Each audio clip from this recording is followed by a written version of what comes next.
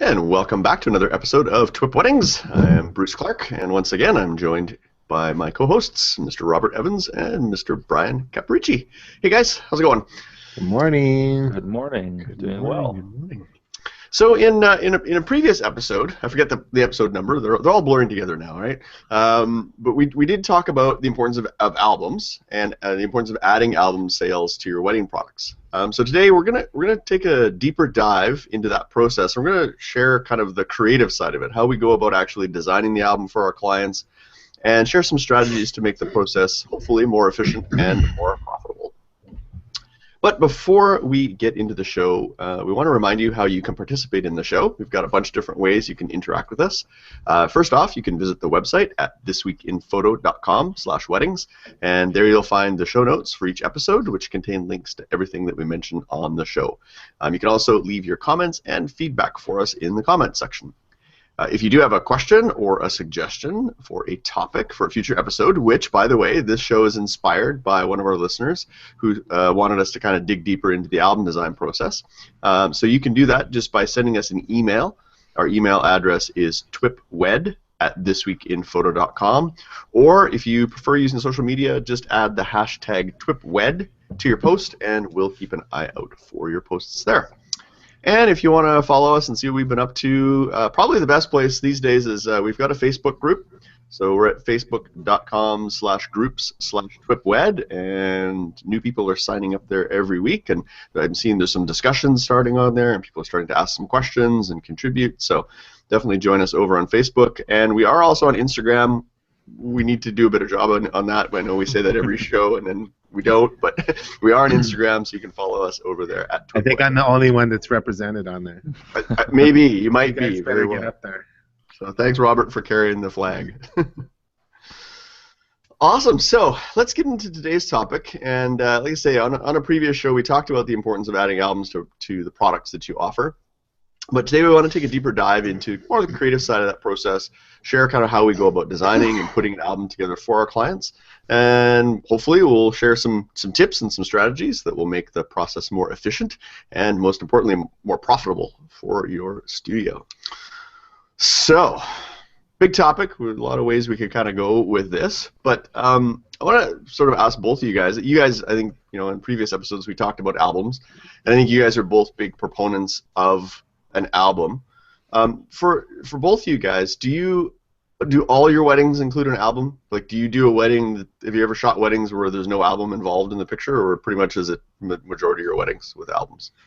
Go ahead, Ben.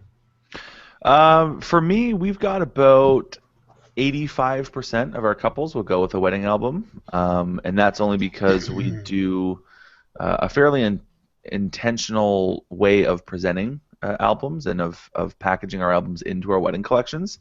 So it's kind of a very obvious choice to go with a collection with our photography business that has a wedding album.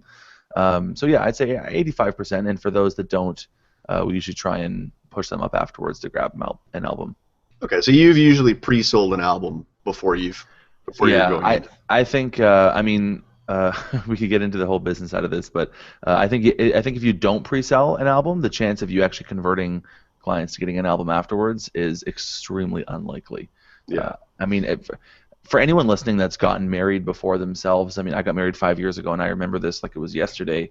It's like after the wedding, it's all the wedding stuff. By the time you talk to any couple the week before their wedding, and it's like, oh, are you looking forward to the wedding this weekend? Every couple always says, I just can't wait for it to be over. At this point, I want to go on the honeymoon. And then after you get married, you're into married life. You're into doing things. You got your home. You're maybe thinking about a family already. You're just enjoying the honeymoon stage, and you're out of wedding mode. And so to try and convince someone to part with that amount of money after their wedding when they're out of wedding mode again is very difficult. So I think if you haven't converted or you haven't pre-sold that up front, the chance of you doing it afterwards is just going to go down as the days go by. Plus the bank account's out of wedding mode as well. Yeah, exactly. So it might be a little dry. Robert, how about you? Do all your wedding collections include an album, or what's the percentage of weddings that you do that include an album or have clients I would get an say 99% of them. That's yes. Like, I do have a base package that, and this is a good little tip for people that quote unquote does not include a major album, but in my base package, we've talked about this on the show before, I make them what I call a gift album. So I factored it into the price. It's generally a 30 to 50 image book, depending on what I want to do. I use Couture albums, and it's a very unique book. It's kind of looks like a leather journal. Looks great with black and white images, although I'll throw some color in there. But basically, in a nutshell, that's a book that I design. I try to get it designed right away, so within 2 months of the wedding, if they did not pre-purchase an album, they're going to receive this as a gift from the studio. They have no say in what I do. So the way I look at it is I'm designing a mini portfolio for them to go out and show their friends, and they get it very quickly. So in most cases, I'll get comments back from people where their friends like, "Oh my gosh, you already got your wedding album?" And so I'm putting in it what I want, not a bunch of family photos or bad pictures that my couples picked. You never take those, do you? You always take good pictures, though, right? Well, when I say bad pictures, I mean that they put just all the family photos in the groups and none of Robert's fun creative images. And so it gets to be what I want. They're out there showing their friends and family who are impressed that they already have their book. And I would say probably 60% of the 70% of the time, that's generated a lead to another album that they want to order with the family photos and things like that in it. So far, it's been a very good experiment. I've been doing it for a couple of years now, and it works really well. Cool. So we're the same. I think very similar to both of you guys in that we structured our packages so that every one of our packages includes an album. Again, we have kind of a base package that's a smaller album, and then as the packages go up, the album gets a little bit bigger, more spreads, that kind of stuff in it. So the reason I asked the question is I wanted to know if both of you guys approach, and when you go in to photograph a wedding, if you go into a wedding with the album. Are you shooting for the album? Do you shoot kind of with that in mind? I would say for me, yes and no. I mean, I've been shooting weddings 27 years, and that's how I was trained in the very beginning. Like, we had basically a shot list when I worked for a studio, and you had to do pose A, pose B, because back then they charged hardly anything on the front end and made everything on the back end. So it was all important for that to get all those images so they could sell them to the couple. I still have those thoughts in my mind today, and like I'll shoot even beyond just your basic stuff. Like I'll shoot a little bit of detail or scenery or anything artistic. Sometimes subliminal things that I know that I can use as maybe page dividers or a scenic.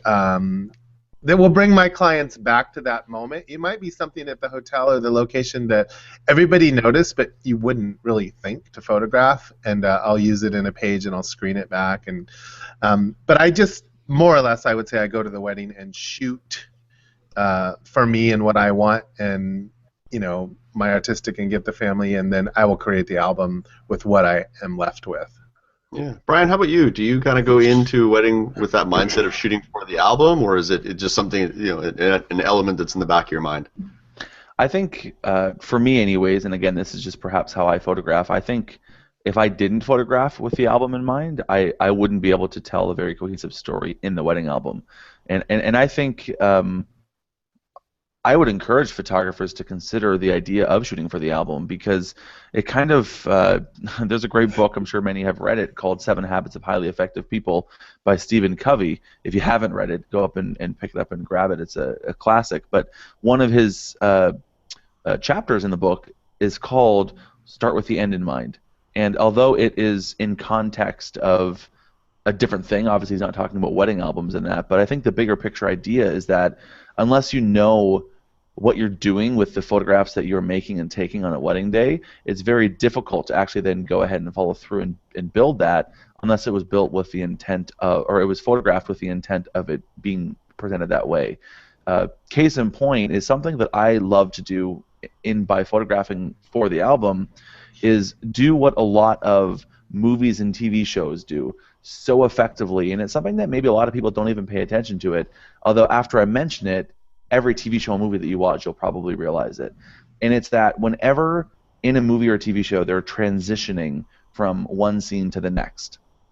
Let's say you're at the office in one scene, and the next scene it shows, the guy who was at the office back home.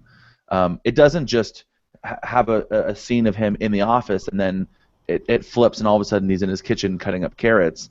It actually goes and then shows. It kind of transitions out of the office, and it shows like usually a bigger scene of the office, leaving, or him leaving the office, and then it sort of shows a transition of him going back home, and then after that it shows maybe the house from the outside, and then it kind of zooms in and goes to just the front door, and then all of a sudden you're inside the house, and now he's in his kitchen chopping carrots.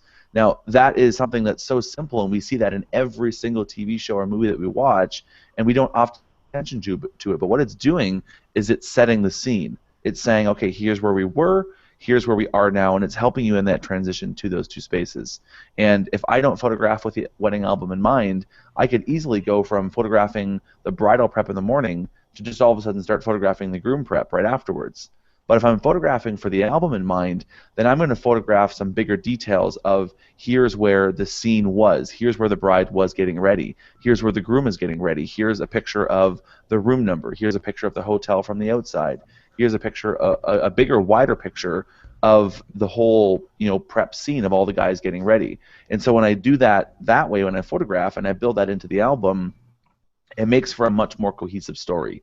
It transitions from one space to the next, from one sort of environment, one story to the next. And if I wasn't photographing like that, I feel like my albums would look very choppy. So I'm curious, what would that look like in the spread? So for example, say the girls are getting ready in a hotel. Would you include, say it's the spread of the girls getting ready, would you include sort of the hotel as an image in the spread, or what would that look like exactly? When I can, I try and have those scene setting shots be an entire spread in and of themselves.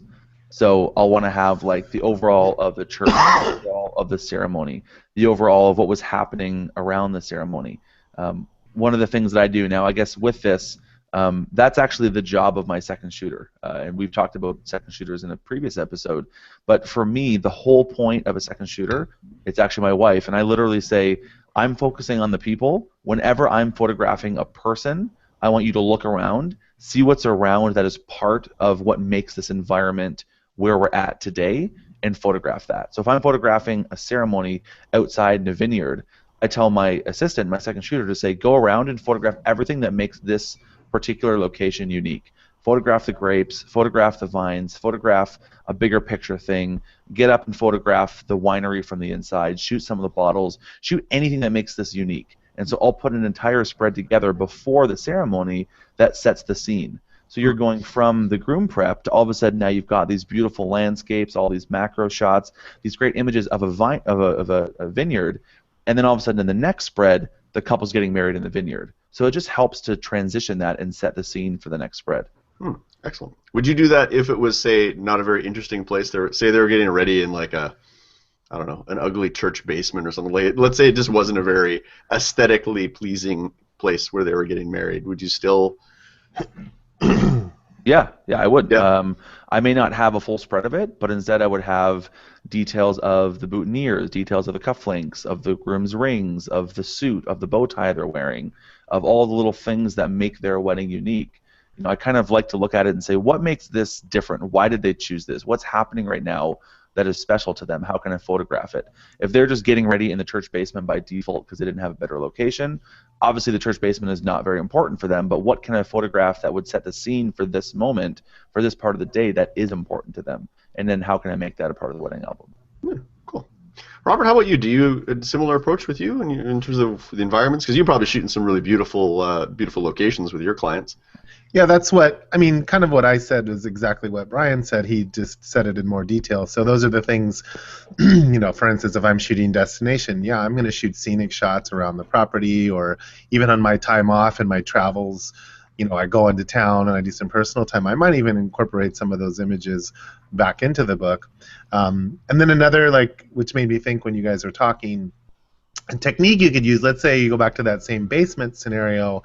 The thought that came to my mind, and there was absolutely nothing, besides details, maybe you could do like a very wide shot of the whole scene, and then regardless of what the image is, you can use them in the album and you can screen them back. And for those of you that don't know what that means, you just make the image 40%, 30%, 50% of what it is, so it's a little bit translucent. And you could always make them black and white too. That of course always helps.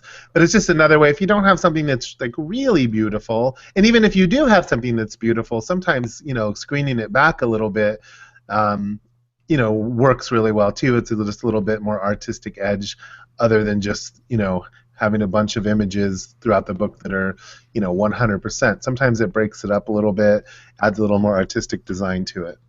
Yeah, well, that's good. That's good. So in terms of the album itself and the images that go into the finished album, so Robert, you mentioned that you do those gift albums in kind of your base package, and that's all determined by you. The client doesn't have any say that goes into that particular book. Correct. What about with the other albums? What's your guys' process as far as selecting and choosing the images for the album? Because I know there's a bunch of different ways you could approach this. You could have the client send you a list of images, or you could, we pre-design the album first for them, because we find clients never get around to getting us the images. But I'm curious what your guys' approach is to actually selecting the images for the album. I prefer the pre-design, just like you mentioned. So, we'll do a design for the client. I know if they got a 100-image album, I'll over-design, and I tell my clients that if I do a pre-design, I'm going to tell a story, and it could have anywhere from 50 to 150 images over what they paid for, and then allow them to remove what they don't want on first edit. And if they really want to and they want to choose their images, of course I have to allow them to do that. So I prefer the pre-design, but I do give the option if they want to pick their 100 images, they can do that as well, and then I'll take from there and design. Brian, how about you? Do you pre-design, or do you get the clients to give you their favorites first? I do not recommend doing favorites because I think there's a number of reasons, and I'll explain why. I'll also explain I do something a little bit different. I actually don't have limits on the number of pages or the size of the album that I do, so I actually have complete creative control over what I want to do because of that. And I could, if we want, I can talk about that a little bit maybe. But the reason that I would suggest not having clients pick favorites is a couple of reasons. Number one, if your clients pick their favorites, they're going to take forever. There's no ifs, ands, or buts about that. If you say, hey, Mr. Client, here's 1,000 images, give me your 100 of your favorite. It's like, holy cow, talk about a big thing for them to do. So you're just putting a barrier in the way, and you're not making it easy to actually follow through and do this album for your client. So you're stopping yourself before you even get there. So that's one reason. Number two, they're often not going to be picking the ones that maybe ideally should be put into the album. Again, the thing is if we are photographing for the album and we've designed the way that we photograph a wedding day in the morning and all that to fit cohesively into an album, how are they going to know that vision that we had? It's just going to be completely disconnected. They may choose, like Robert said, a whole bunch of family photos. And maybe when they're looking at all their images as little thumbnails, they're going to think that's what they want their album to look like. But when they get their album in their hands, that's not what they want their album to be. An album is not supposed to be a document of who was at your wedding. It's supposed to be a storytelling piece. And unless we help them give that to them, there's no way that they're ever going to know to want that. So that's another reason. Another reason is that it doesn't really fulfill our creative vision for what we had for the wedding. I mean, we are professional photographers, and I believe it should be within our scope to follow through and finish the work that we do on the wedding day by photographing it for them, by designing the album. I believe that my work doesn't end with the photography.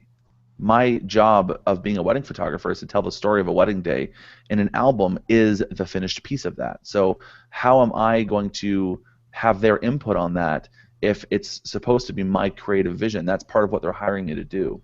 And if I have their input on it, then it's just not going to happen the way that I want it to happen. We need to be the professionals. We need to be the designers. We need to be the consultants. We are the storytellers of their wedding day, and the album is the storytelling piece. So how can we take their input to say, give me the best 100 images that'll go in? So it's not going to be a cohesive story if we just allow them to pick images at random. So those are kind of some of the reasons that I don't think it's effective to have your clients choose favorites for an album. And so we talked about setting expectations, right? So obviously that's one of those clear expectations that you set. Is that something that you have that discussion? Yep, when does that discussion with the client take place? Right up front. Right up front, right at the very beginning? Yeah, it's very clear that I tell them, like, After your wedding, here's what's going to happen. You're going to get your proofs as a USB key so that you have them to keep, and that way you can see them and view them and all that. At the same time as you get that, you're going to get an online gallery so you can share it. At the exact same time, I'm going to send you a design of your album that I've put together for you that I think is the best storytelling piece for your wedding album. At that point, you're more than welcome to take a look at it. If you want to swap out one image here and there, if you see a picture during the cocktails of someone that you actually didn't even want to have at your wedding, but you had to because of family dynamics, then you can switch it out. But other than that, there's no limits on the number of pages you have. There's no extra fees that you're going to have. So I want to design a wedding album that is going to be the best storytelling piece for you. I'm going to give that to you with your proofs, and if you want to swap out one or two, you're more than welcome to. And I guess just quickly by saying that, like, you'll notice that I said if you want to swap out one or two, or I always give a very specific example by saying something like, oh, if there's someone in the cocktail page that you actually don't like and you want to get them out of there, we can go ahead and switch that. I don't say, go ahead and look at it, and whatever you want changed, just let me know. I'll do anything for you. I very specifically want it to feel like I'm designing this for you. This is 99% the way there. If there's any small little finessing you want to do, I'm happy to do it. But other than that, what I designed for you is what you're going to get. So my question, because I know a lot of people are probably thinking the same thing, so I'm going to think for them.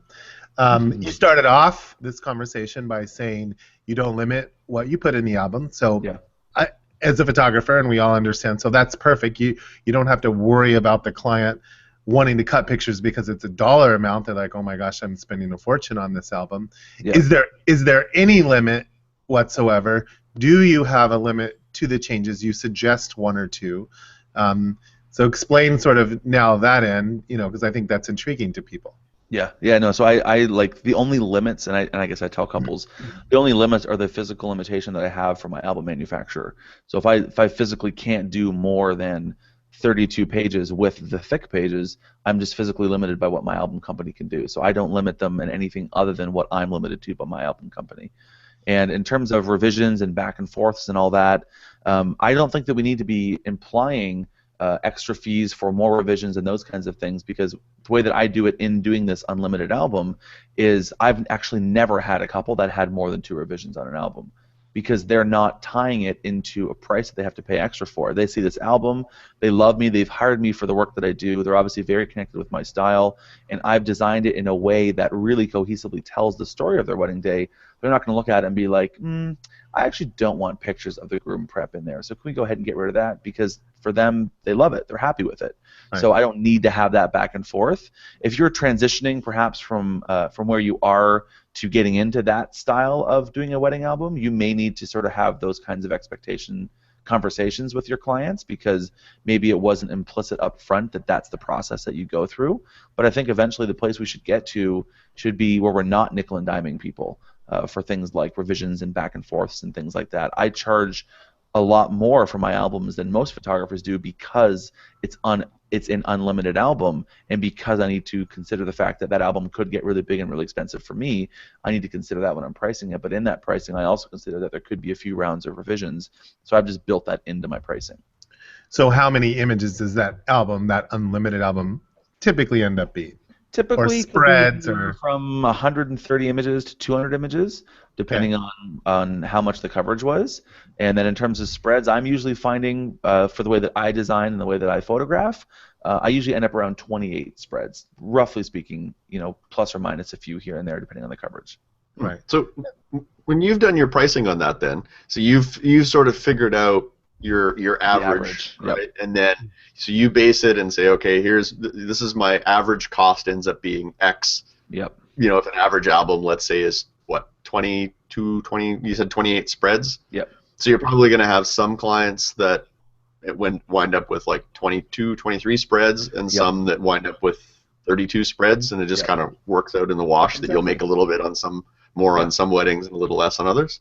The whole point of an average is that you're going to have some that are above and some that are under. That's what makes it the average, right? So I think the whole idea behind this is if you hadn't had any experience in doing wedding albums at all, it would be very difficult for you to go and start to put these things together because you don't know what you're looking at. But if you approach it with a level of intent and say, okay, I know that most of my couples are going to be doing an album like this. I know that based on my experience, I usually can design a cohesive story for a wedding album in this many number of pages. So then just price it out based on that average. Understand that you'll have some above, you'll have some over, or sorry, above and under, and price it and be happy with it that way.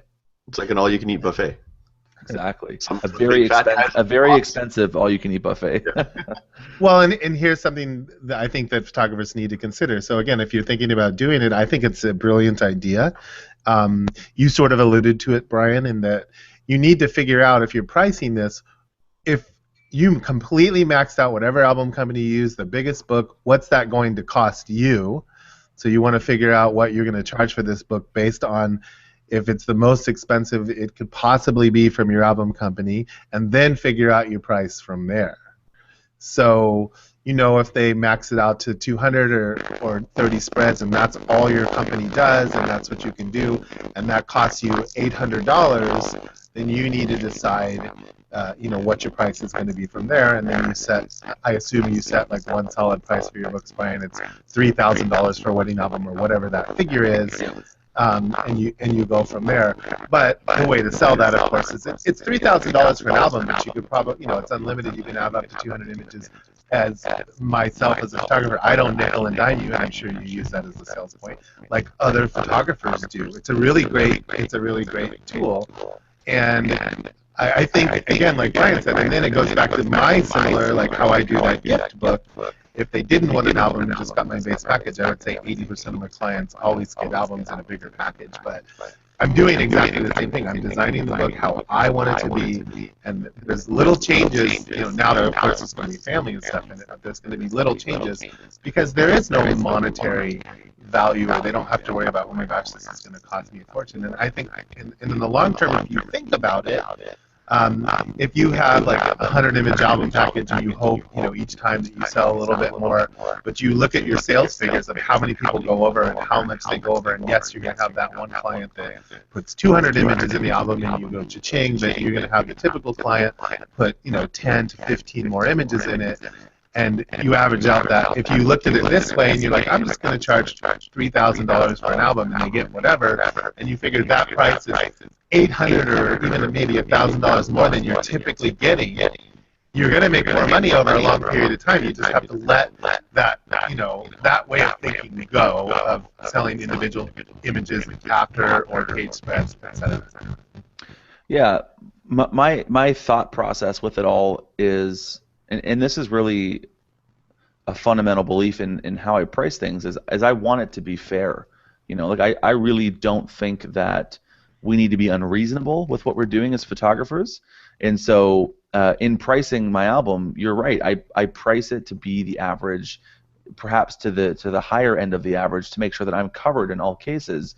And in those times where let's say I've priced it based on 28 spreads. If I've got a couple that we're going back and forth, I've designed the album, and it's turned out to be 32 spreads, I need to be okay to say, I know that my profit margin on this particular album is going to be a little bit less than one if I had done maybe 22 spreads. But I'm not going to design an album to say, I need to keep this one under 28 spreads because that's what I've priced it based on.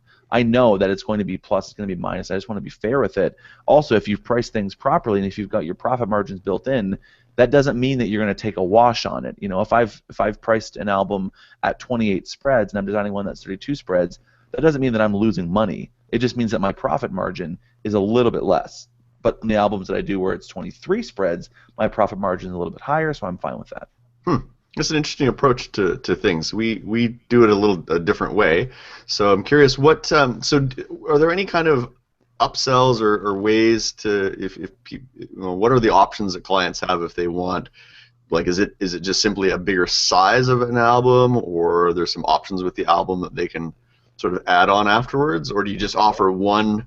That's it. One style, one size. That's it. Yeah. I mean, like, basically, I call it the unlimited album, and I say I've got a ton of samples, and I'll kind of do a little bit of needs assessment with them when we're first meeting, and then afterwards when we're trying to pick the details of it to figure out what exactly they want. But for me, I like a 10 by 15 album, a horizontal album. with the thick pages. I use Fineo as my album company, and that's all that I offer. I offer 10 by 15. You're going to have thick pages. The only choice they have is, do you want a photo cover or do you want a leather cover? If you want a leather cover, here's 20 of our options. Which ones do you like the best? And that's it. I keep it really simple. And I think that that is one of the biggest mistakes that so many photographers make, is that they make it so damn complicated to buy from them. They say, oh, great, come on in, you want a wedding album? That sounds great. Here's a Chinese takeout menu of the thousands of options that you can choose. Let's help you pick one of them. And the client is just going to have, it's called paralysis by analysis. They're going to end up making no choice instead of making a choice.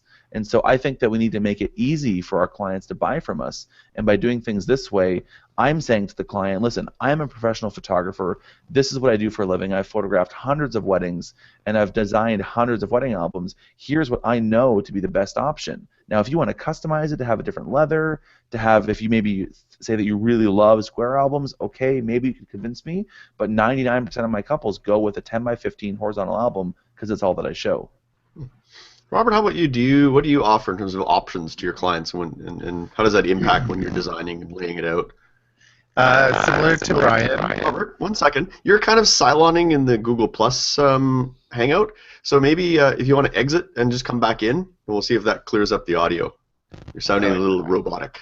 How do I do that? Just end it and then come back in. Okay. Just rejoin.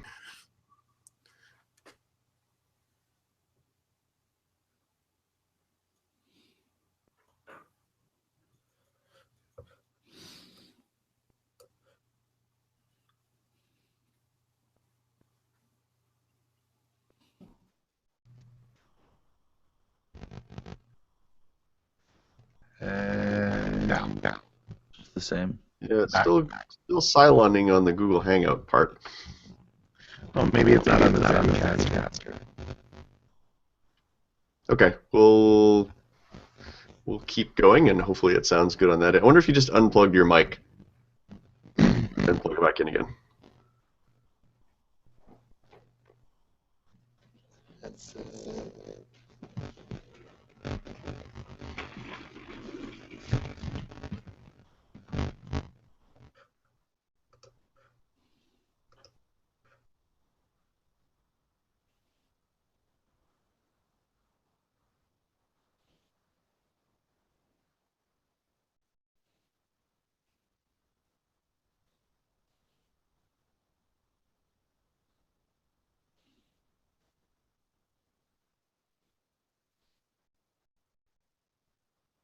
Can't hear you.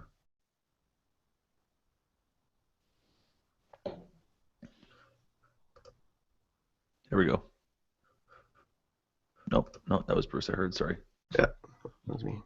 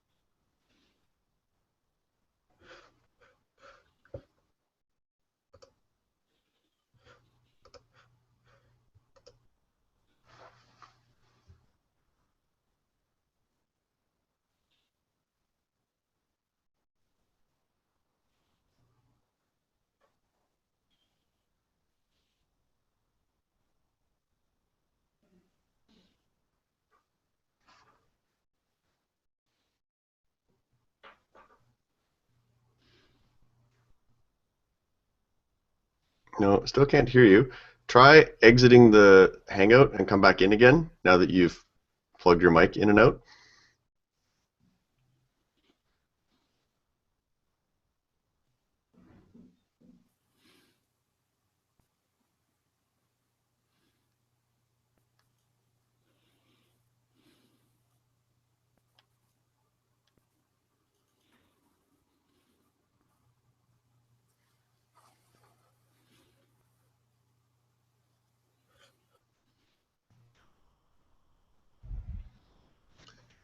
Check.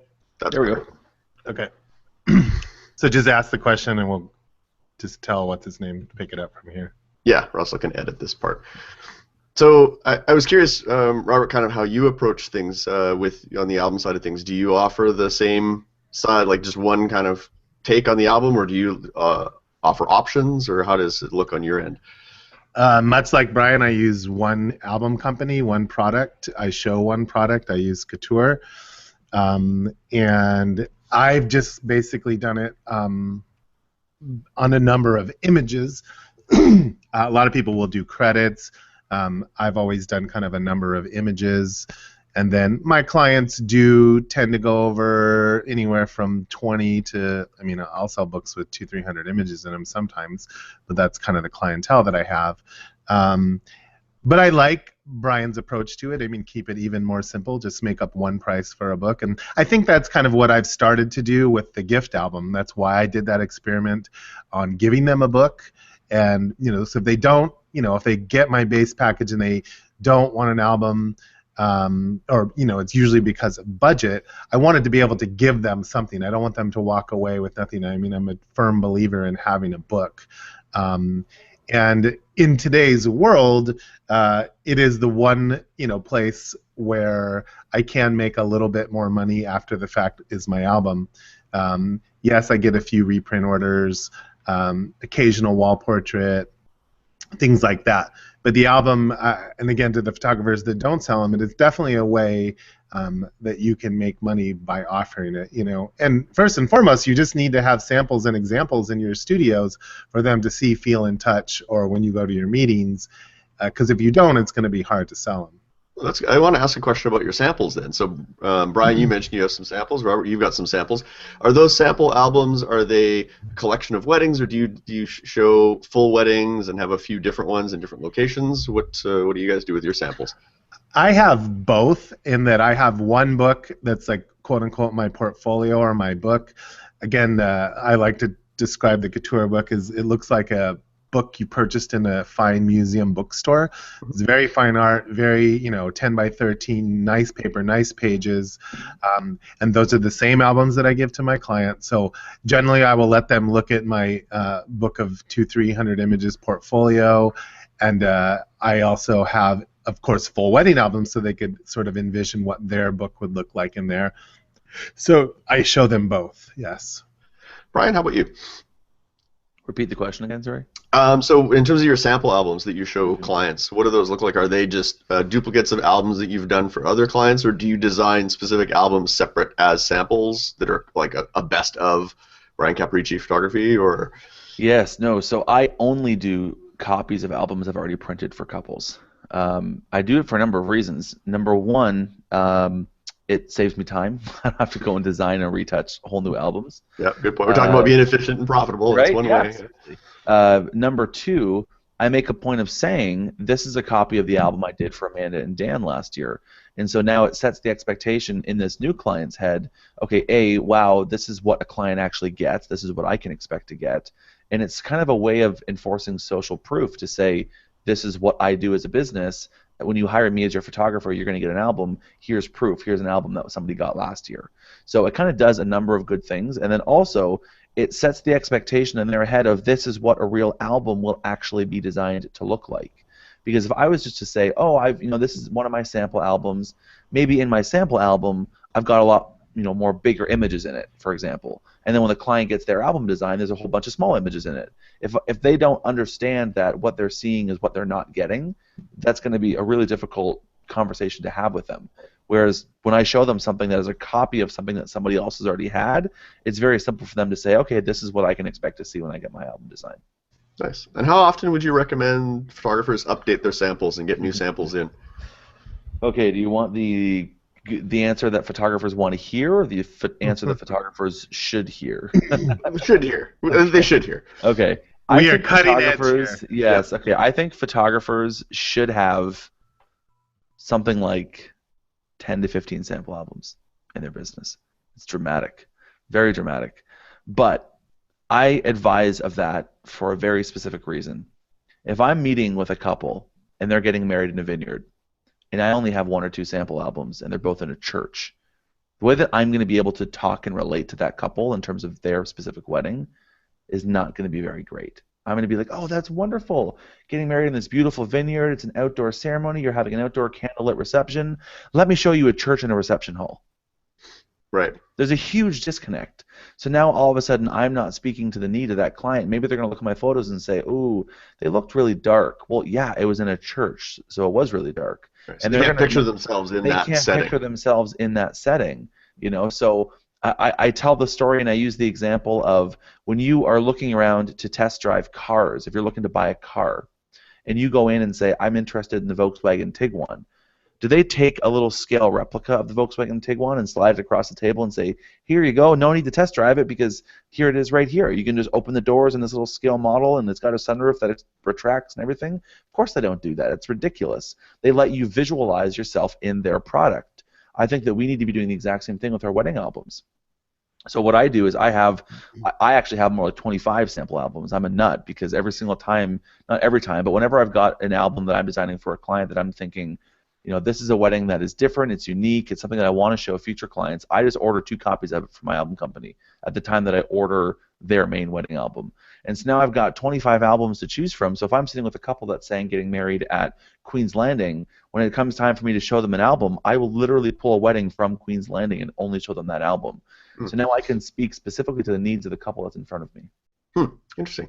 So how often do you update those? Like do you get like 3 or 4 a year, or? No, like even more than that. Like if it's basically if I'm designing a wedding album for a couple and I'm saying, is this a venue that I want to be photographing at again? Is this a venue that I photograph at often? Do I have a sample album that I think showcases me, my work, and my style at this venue already? If the answer is no to that last question, but yes to the first 2, I'll order 2 copies of it. Robert, how about you? What do you, in terms of your samples, how often do you refresh them and update them? And I do what Brian does. I will generally order samples from books that I've designed because it is more efficient and quicker and easier and also cost effective. My particular album company will give us a 50% discount on duplicate albums. So not only for myself, it's a way I can sell parent books or clone albums. So sometimes even if they didn't order that, at the time I place the order, I'll send the client an email or call them and say, hey, you know what, the album company's running a special right now. If you want a second book, it's 50% off. And a lot of times I'll sell another album. They're like, oh, really? Okay, great. You know, they'll take that. Something else I was thinking of while Brian was talking, so Brian orders, you know, he works at a particular venue, orders a book for himself so that he can sell that venue. As a photographer, marketing tip, what if you order a second book and give it to the venue? Exactly. So Brian might order 3 books, and one for him, one for the client, one for the studio, and one for the location. Brian's like Oprah. You get a book, and you get a book. You get a book, and and you get a book. And you get a book. But those of you who don't sell albums or thinking about it or want to, again, it's just a good thought. Like, you know, talk to the album company that you choose, especially if you don't sell albums and you needed to sort of up front put out some money and develop some, you know, ask for that sample discount. They usually all do it, you know, and even maybe if you're new to that company, you've never sold books before, or you're trying a new company, ask for a bigger discount. You know, make it easy on yourself. Say, I really like your books. I want to sell them, but I'm going to need some samples. You know, because it's the old adage, you know, unless you ask, you don't know. Yeah. That's a good point. Yeah, that's a good thought. Yeah, I know with our album company, they do, like you said, they do a discount on if you're ordering it as a sample. They will print the word sample kind of on the inside of it if you order it as a studio sample, or sometimes it'll say like studio proof or something along those lines. But yeah, definitely talk to your album company. A lot of them offer that, and like I said, it's a good way to get into and get some, you know, get some free samples, or not free samples, but just price reduced samples that you can use in your studio. So I want to ask both of you guys just a technical question about the actual design process. Do you guys both design your own albums, or do you outsource your design? I outsource, but I oversee. Brian, how about you?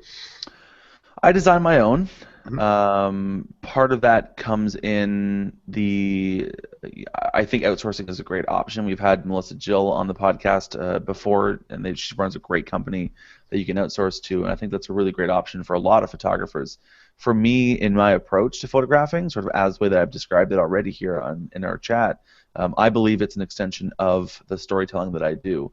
And because I'm there on the wedding day, seeing things as they're happening, and I'm photographing with that intent, I like to follow through on that vision to design it myself. That being said, that doesn't mean that I lock myself in a room for 2 days and take 2 days to design it.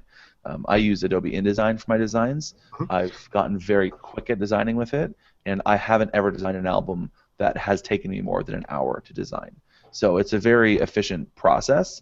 I would say, and I would suggest that if you're taking more than 2.5 to 3 hours to design an album, it's worth your time and your money to outsource it and have somebody else do it. So unless you're extremely efficient, or you're using a tool like on the Album Designer or Smart Albums, those are two great pieces of software that make design incredibly easy. If you're not using that, and if you can't get it out in less than 2 hours, I'd say consider outsourcing. Yeah, for sure. Or if you suck at design. Right. Yeah. Awesome.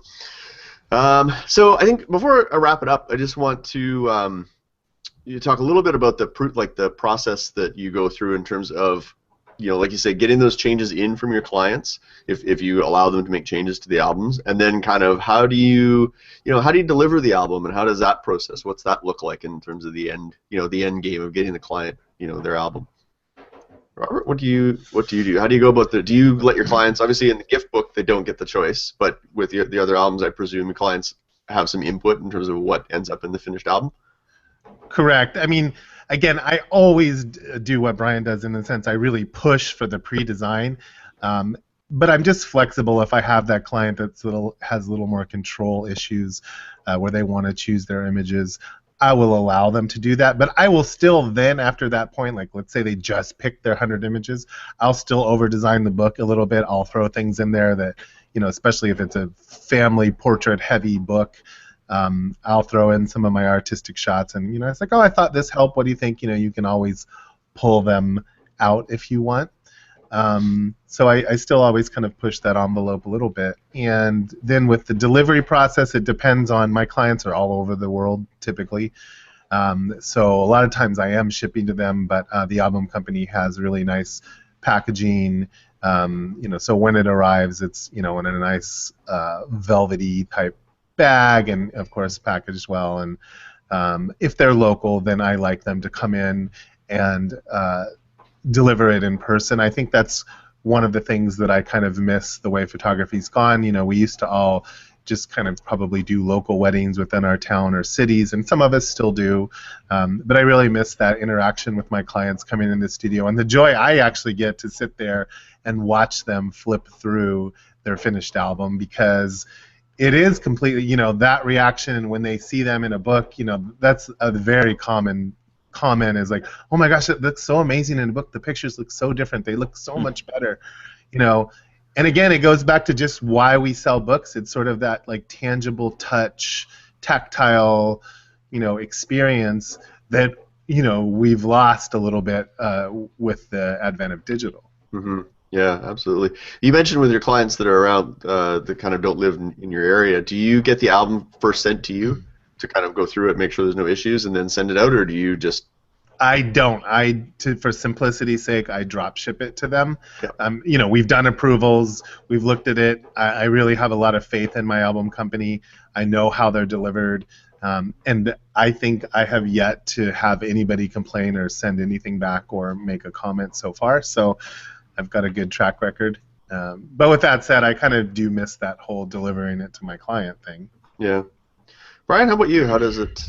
First off, for the approvals and for them reviewing the album design and stuff like that, is there a tool that you use or anything that you use for the proofing aspect of it, or? Well, why, Bruce, yes.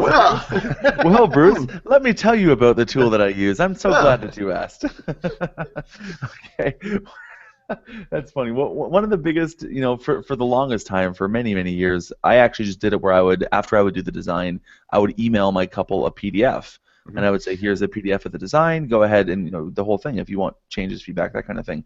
And in that process, gosh, it was always so damn complicated. They'd be like, oh, on page 3, can you change the picture on the left that's under this, and can you put Uncle Bob in there? And then, oh, on page 10, I don't like Aunt Margaret, and can we? And it's just like, you're like, who the hell is Aunt Margaret? I don't know who Aunt Margaret is. Like, I don't know any of these things. And it's like, did you mean page 3 including the cover, not including the cover? What did you mean? Did you mean spread 3 or page 3, side 3? I have no idea what you're talking about. I wasted so much damn time doing that back and forth on all of that. Robert's smiling because he can hear the pitch coming on. No, this is not a pitch. No, because I definitely agree. Like, I did the same thing. I used to say, yes, I'm smiling because I know the hell that was. It's a pain in the butt. And so, I mean, listen, there's some amazing tools. I'm not going to be naive to think that Sprout Studio is the only tool that's out there. You've got companies like Album Draft, like Album Exposure, but Sprout Studio is obviously the tool that I use now because Sprout Studio is my own company. But Sprout Studio and the other tools as well, it allows me to upload the spreads into Sprout. I send them the album design. They can flip through it in a much more refined experience as opposed to just sending a PDF of it. And then they can actually click anywhere on any of the pages and ask for specific changes. So they can say, this photo here, can you change this with a different picture of Aunt Margaret? So I know exactly what they're talking about now. So then I go and review the changes in the back end, and it shows me those changes right in line. So there's no miscommunication, there's no back and forth, there's no emailing to clarify some changes that they've had. So it makes the process a lot more streamlined. So that's the particular tool that I use, Sprout Studio, but again, there's many tools that you can do that with as well if that's not the right option for you. And then in terms of delivery of it, like Robert, I like to get in front of my couples to review it for the first time with them because it's sort of, that's the first time that they're seeing what I consider to be the finished product for them. And I like the idea of being able to sit with them and see their reaction, make sure they're happy with it. That's kind of the emotional high of what we do, and I want to be there to make sure that I'm giving the best experience that I can for them. So I'll kind of make like a little bit of a mini event out of it. We'll have them over, have a cup of coffee, reminisce, talk about the honeymoon, that kind of thing. That's oftentimes the first time I'm seeing them since the wedding day, because after the wedding, it's all back and forth via email to get the album approved, to go ahead to print it, that kind of thing. So that's the first time I'm seeing them. There's hugs going around. It's just a great way to finish the experience with them. So yeah, I like to do it in person like that. Yeah, and it's kind of that last. It's your, maybe not your last impression, but it may be your last interaction with them that could lead to some other, referrals or other things. So it's a good way to kind of, I guess, cap off the relationship and totally bring it sort of full circle. So yeah, we like to deliver ours in person if we can. Again, if they're out of town, or we had one of our clients this year. They moved right after the wedding. They actually relocated to another province, but her sister was still in town, so she was able to come by and pick it up for them. And then she was going to be going out to visit them. So there was still a personal touch to it, but not we didn't get to meet with the actual bride and groom. But that happens sometimes. It's the world that we live in these days. So. Excellent, good stuff. Well, I think hopefully that helped our audience, with some tips and some suggestions to make their album, design process a little more efficient and hopefully a little more profitable and productive for them. So let's move on. Let's quickly answer a listener question. Each week we will choose a listener question to answer on the show, and this week we've got a question. It's from David from Ireland. So should I read this in an Irish accent, or yeah, do it. I want to see you try. I'm a photographer based in Ireland, in a small town hours away from the capital city. No, I won't butcher that. No, do it. It's good. No, Keep doing it. I can't keep up my Irish accent that long. I haven't had enough Baileys yet this morning. So basically, what David is asking, he said they're in a small town. They're hours away from the capital city. They moved to the town for his family, and he's been trying to get his foot in the door with local businesses. And he's even gone to the next few towns over and bigger towns, but he's having zero luck with any of them, even with the idea of collaborating instead of payment, i.e., flower shops hold my wedding cards, but they're not interested. I'm thinking collaboration can lead to my name being passed on, so that it might help in the end. I've tried hairstylists and makeup artists, but no luck there either. All these businesses seem to be happy with camera phone images for their businesses and social media, but most of them don't have or bother with social media or websites. Even 2 photography studios local to me don't have websites. In the past, I've done well with models and other portraits, but when it comes to getting my name out locally for the past few years, it's just not happening. I know things are different on your side of the globe, but maybe you and your guests have some ideas. So first, I want to, before we take a crack at this, I want to encourage our audience, if you guys have any suggestions or feedback for David from Ireland, jump in our Facebook group and start the discussion there and share your thoughts on how you think David might be able to, break into a small location. But I'm going to throw it out to you guys, the experts here. What do you guys think? Have you got any advice for David? Well, David, I think you got yourself into a wee bit of a predicament. I knew that was coming. God. I really feel for you. That sounds like you've put a lot of effort in there, and you just not winning any favor. We've just lost all our Ireland audience. That's it. They're all gone. I had to throw a little in there. I mean, as you kept reading it, I was like, wow. I mean, I guess my only thought is, keep trying. I think one thing that kind of popped in my mind was maybe try the whole styled shoot aspect of it. Throw together something that you want to do and invite a vendor. Hey, I'm going to need some flowers and I'm going to do this and this and this. And again, the most important thing I think with the styled shoot, without getting into it, is you need to know where it's going to go first. So pick a destination, pick the blog, the magazine that you're going to try to shoot for, and then work towards that. Business is all about relationships, so don't give up, keep at it. See if there's any local gatherings or get-togethers, and if there's not, create one. Say, hey, I have throw back some pints at the local pub and invite your friends to come and just sort of start to develop those relationships. Of course, each community is a little bit different, and some people are going to be more closed off and some are more welcoming. So that's my 2 cents. Brian, have you got anything to help David out? So I think this is a perfect use case for when you need to kind of take the reins and educate people. I think that obviously, David is saying that some of the folks in his community are happy with iPhone photos. They're not really doing anything in terms of social media marketing or presence or even having a website. And I think that that's a great way for him to kind of say, kind of make himself the authority on that locally. If he's the only one that's doing that kind of stuff and no one else is, perfect. I mean, make that your mission. I think he can go and I've done this locally in my small town because my small town is a fairly more traditional town. They weren't really on top of things in terms of social media and all that kind of thing. So I went and started holding workshops and seminars, and I started teaching local business owners, here's what you can do with this thing they call the internet today. This is what you can do with social media.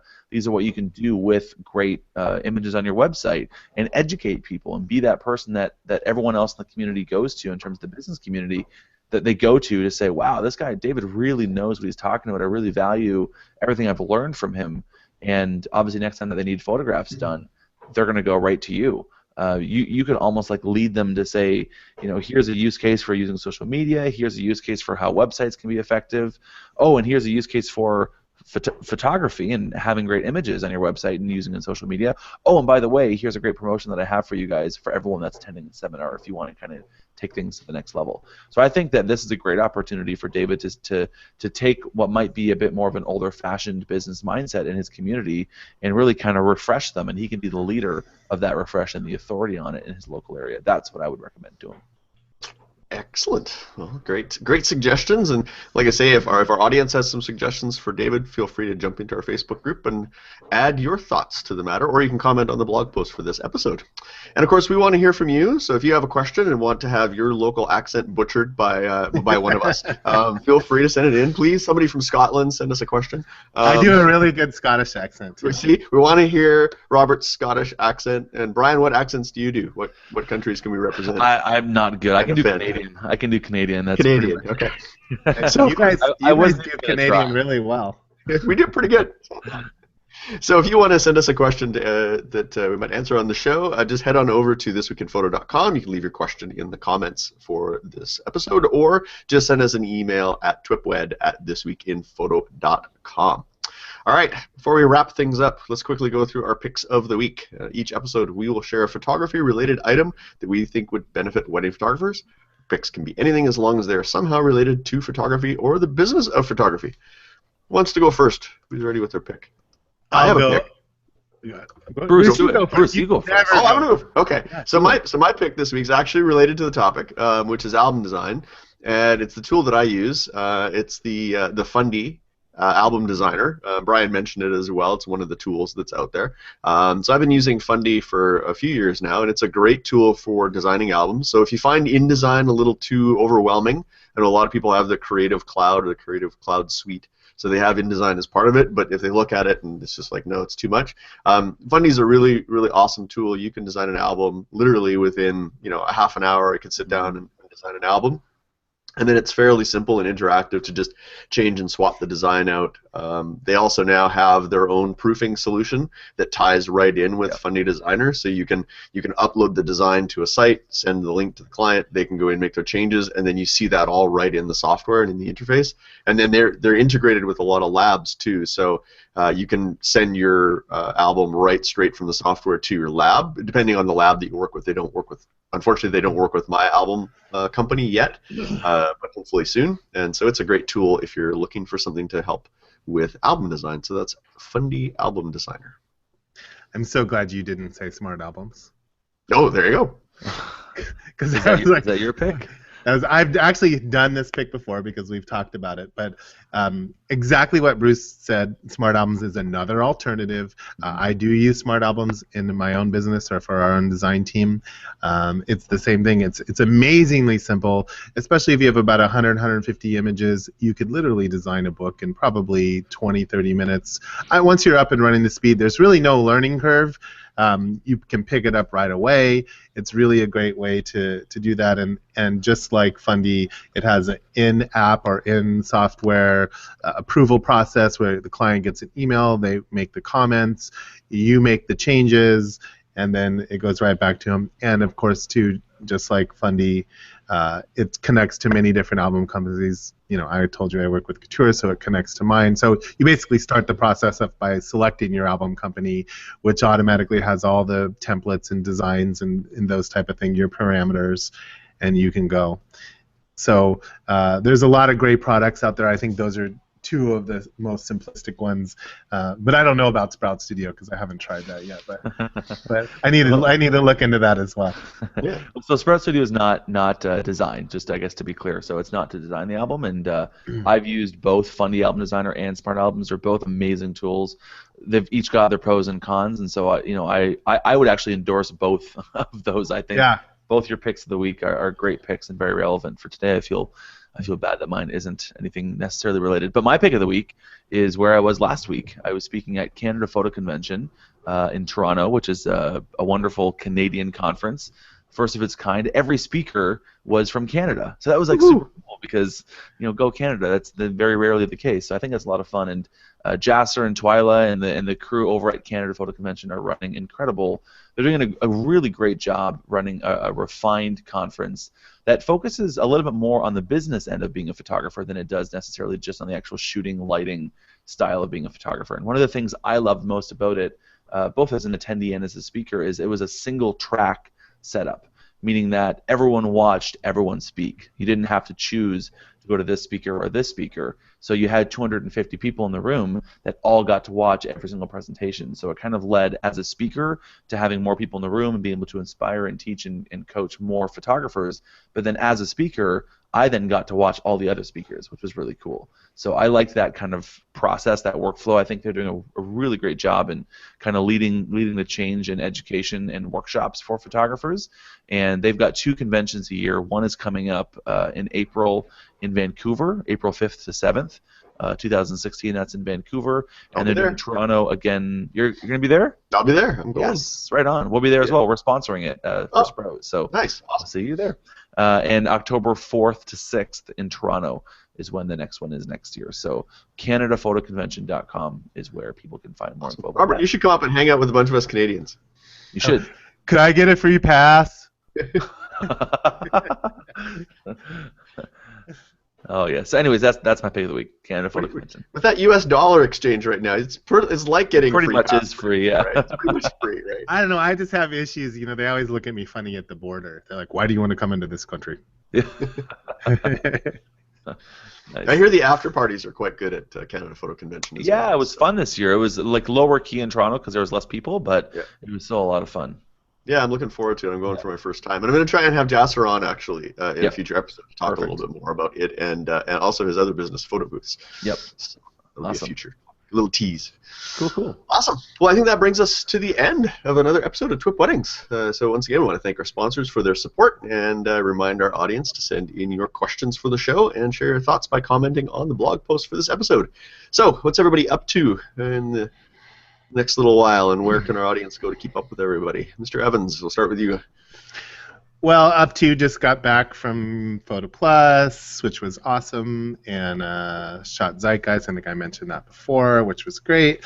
I'm home for a little bit. I've got a Orlando trip next month for a little business, but just enjoying being home. And if you want to find me, just look up my name.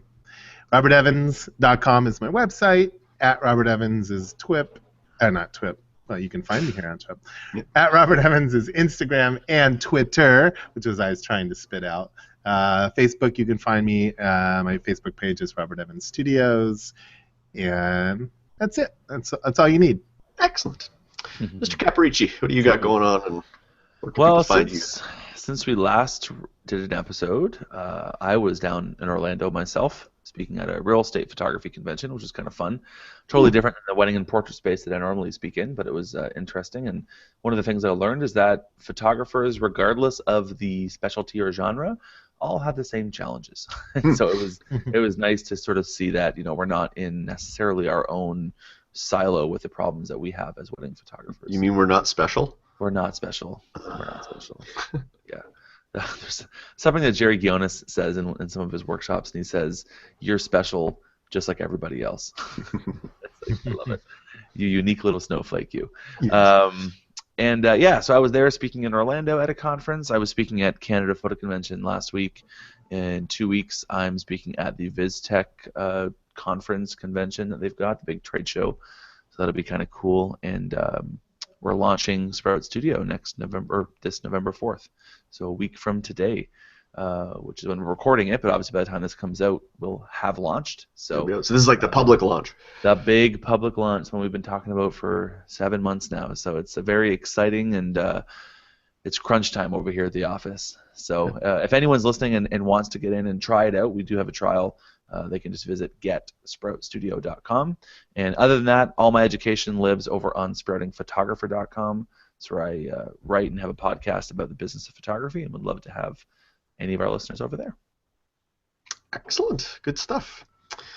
Well, I've just been, we just shot our kind of, unless barring any last minute bookings, we just photographed our last wedding of the 2015 season, so we're kind of in that album design mode and Christmas ordering crunch mode and all that sort of stuff right now.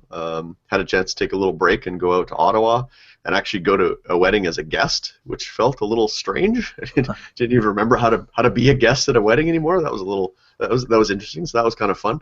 And we had time between the ceremony and the reception to actually go have a beer and watch the Blue Jays game, which was, it just felt weird. I felt weird. I felt like I should be doing something here, but.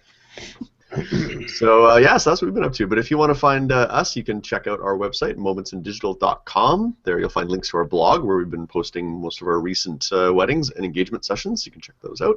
Or if you want to follow me online, I'm at Bruce Clark. That's Clark with an E, on most of the usual suspects, Twitter, Instagram, all that good stuff. And with that, that brings us to end of another exciting episode of TWiP Weddings. Be sure to visit our website at thisweekinphoto.com for this show and lots of other great shows on the This Week in Photo network. And thanks again for listening to TWiP Weddings, raising the bar one wedding at a time.